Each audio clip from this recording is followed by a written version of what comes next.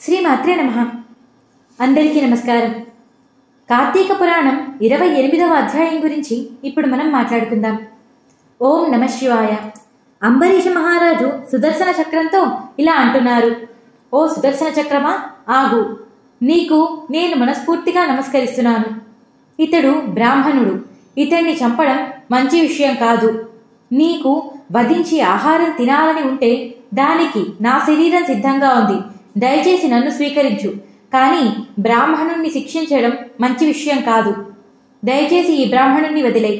నీవు వదలాలి అనుకోకపోతే నాతో యుద్ధం చేయటానికి సిద్ధమవ్వు. నీవు శ్రీహరి యొక్క ఆయుధానివి, అంటే నాకు దైవంతో సమానమైన వాడవు. అందుకని నేను నీతో యుద్ధము చేయటానికి సిద్ధంగా లేను. కానీ నేను క్షత్రియుడను. నువ్వు యుద్ధం చెయ్యాలి అంటే నేను దానికి సంసిద్ధుడిగా ఉన్నాను. అయినా నీవు నాకు దేవతవి గనక నేను నిన్ను ప్రార్థిస్తున్నాను. ఓ సుదర్శన చక్రమా, ఈ ప్రపంచంలో అన్ని చోట్ల నీవు అజేయుడుగా ఉండగలవు. ఈ విషయం నాకు తెలుసు. అయినా నీవు యుద్ధం చేయాలి అనుకుంటే నా బాహుబలాన్ని కూడా నీవు చూడవలసి వస్తుంది.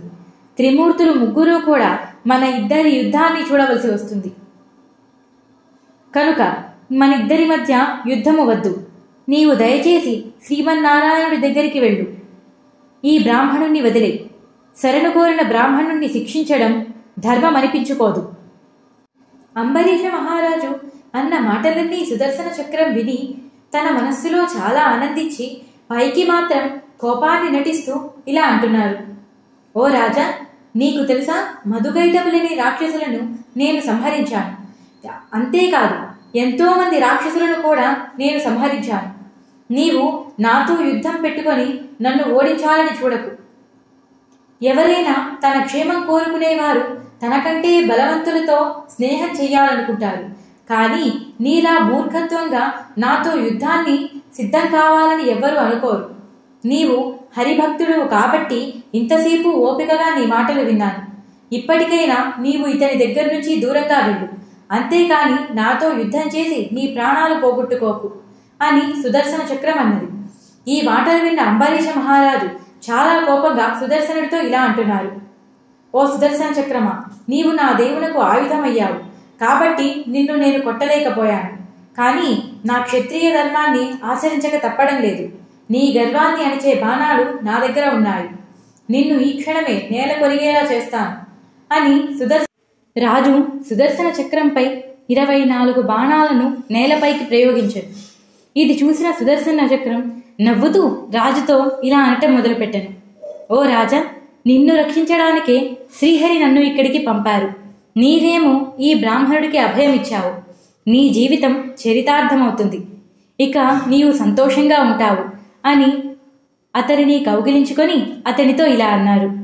ఆ రాజు వెంటనే సుదర్శన చక్రానికి నమస్కరించి ఇలా అంటున్నారు: సంసార సాగరమనే కూపంలో పడి కొట్టుకునే నేనెక్కడ, శ్రీహరి చేతిలో ప్రకాశించే మీరెక్కడ, తెలిసి తెలియక మాట్లాడాను. నా ఈ తప్పుని దయచేసి మరణించమని కోరను.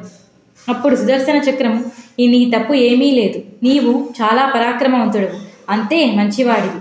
కాబట్టి నీవు దీనికి ఏమాత్రం పశ్చాత్తాపపడవద్దు అని చెప్పాను. అప్పుడు తిరిగి మళ్ళీ రాజు ఇలా అంటున్నారు: అగ్ని కంటే భయంకరమైన దేవదానవులందరూ భయపడగలిగే నీ దివ్య తేజస్సు ముందు చిన్న గవ్వతో కూడా సమానం కాని వాడిని నేనెక్కడ. సూర్యుని కంటే ఎక్కువ తేజస్సుతోనూ మంటతోనూ వెలిగే నీ రూపము ఎవ్వరికీ చూడటానికి కూడా అసాధ్యము. శ్రీహరి చేతిలో నిత్యము వెలుగుతూ ఉండే నీ ఆకారాన్ని చూస్తేనే ధన్యము.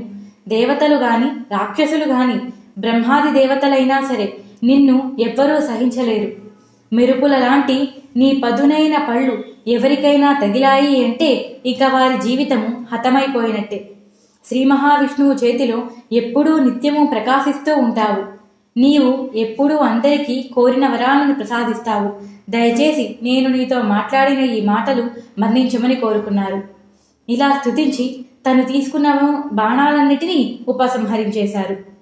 రాజు పైకి లేపి సుదర్శన చక్రం రాజుకి ధైర్యం చెప్పారు. ఈ సుదర్శన చక్రం స్తోత్రాన్ని 3 సమయాలలోనూ పఠించినవాడు అన్ని ఆపదల నుండి విముక్తుడై చిరకాల సుఖాన్ని పొందుతాడు. కలియుగమునందు ఒక్కసారైనా ఈ సుదర్శన చక్ర స్తోత్రాన్ని విన్నవారు అన్ని సుఖాలను అనుభవించి ఆఖరిలో మోక్షాన్ని పొందుతారు అని చెప్పెను. ఇక్కడితో కార్తీక పురాణం 28వ అధ్యాయం సంపూర్ణం. 29వ అధ్యాయంతో మళ్ళీ కలుసుకుందాం. నేను చెప్పిన తీరు మీకు నచ్చినట్టయితే వీడియోకి ఒక లైక్ చేయండి. కొత్తగా మన ఛానల్ని చూస్తున్న వారు ఎవరైనా ఉంటే సబ్స్క్రైబ్ చేసుకోండి. పక్కనే ఉన్న బెల్ సింబల్ని ఆన్ చేసుకోవడం మర్చిపోకండి.